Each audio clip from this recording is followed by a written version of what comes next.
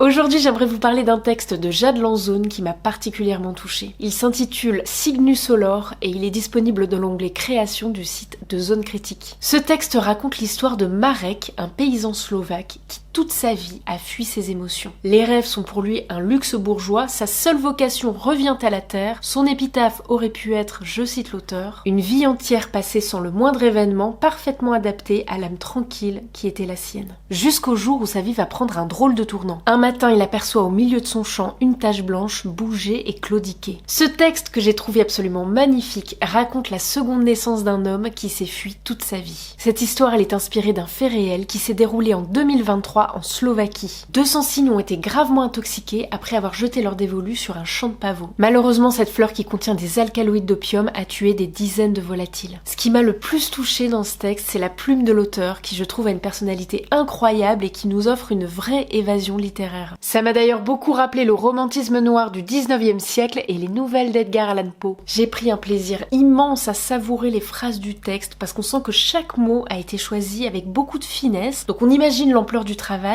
mais sans jamais en voir les artifices. Et c'est sans doute ça qui m'a le plus impressionné. La deuxième chose qui m'a plu, c'est que ce texte m'a bousculé, il m'a questionné. Je me suis notamment demandé à quel point nous étions nous aussi confortablement installés dans nos vies. Jade Lanzone a seulement 26 ans, elle nous offre un texte généreux, avec une vraie personnalité. J'ai d'ailleurs bien hâte de découvrir son recueil de poésie qui sort en fin d'année. Bonne lecture!